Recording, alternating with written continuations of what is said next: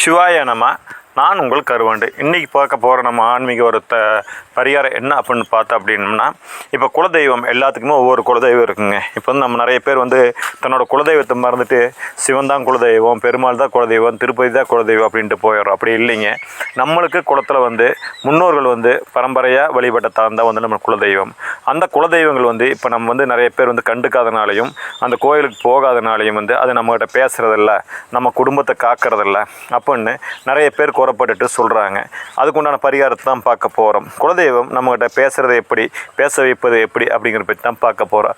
அதுக்கு நீங்கள் என்ன பண்ணுறீங்க அப்படின்னா, வீட்டில் வந்து சாயந்தரம் வந்து பூஜை பண்ணுற வீடாக இருக்கட்டும், அல்லது ஒரு ஊதுபத்தி கற்பூரம் பற்ற வைக்கிற வீடாக இருக்கட்டுங்க, நீங்கள் என்ன பண்ணணும் அப்படின்னா, அந்த சாமி முன்னாடி, அதாவது நம்ம பூஜை ரூமில் வந்து நம்ம சாமி முன்னாடி போய் உட்காந்துட்டு ஒரு அகல் விளக்கு, மண் விளக்கு, கார்த்திகை விளக்கு எடுத்துக்கோங்க.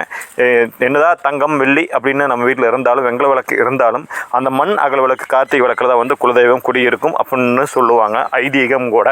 அதனால் அந்த மாதிரி நம்ம வந்து ஒரு விளக்கை ஏற்றி வச்சுட்டு அதுக்கு முன்னாடி பொறுமையாக அமைதியாக உட்காந்துட்டு 27 தடவை நம்மளோட குலதெய்வத்தோட பேரை மென்மையாக சொல்லுங்கள். அதாவது மெதுவாக உங்களோட என்ன குலதெய்வம் உங்களுக்கு நேமோ அதை வந்து நீங்கள் மென்மையாக சொல்லுங்கள்.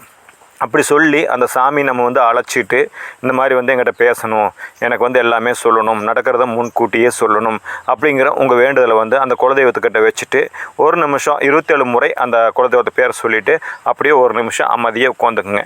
அப்படி அமைதியாக உட்காந்து முடிச்சதுக்கு பின்னாடி நீங்கள் எந்திரிச்சு வழக்கம் போல் நீங்கள் தூங்க போயிடலாம். அப்படின்னு நீங்கள் தூங்கும்போது கனவுலையோ அல்லது யாராவது ஒருத்தரோட உத்தரவுலையோ அல்லது யாராவது வந்து நம்மளுக்கு ரொம்ப வேண்டப்பட்டவங்களா இருக்கட்டும், நம்ம வந்து ரொம்ப உசுறு நினைக்கிறீங்களாகட்டும், யாராவது ஒருத்தர் சொல் மூலயமா அந்த வந்து நம்மளுக்கு என்ன நடக்க போகுது அப்படிங்கிறது வந்து குலதெய்வம் நம்மக்கிட்ட சொல்லுங்கள். அப்படி இல்லை அப்படின்னா நீங்கள் காலைல தூங்கி எந்திரிக்கும் போது நம்மளுக்கு முதல் எண்ணம், அதாவது 3 மணிக்கு மேலே 6 மணிக்குள்ளே நம்ம வந்து எப்படியும் எந்திரிப்பாங்க, அந்த தெய்வ சக்தி உள்ளவங்க எந்திரிப்பாங்க.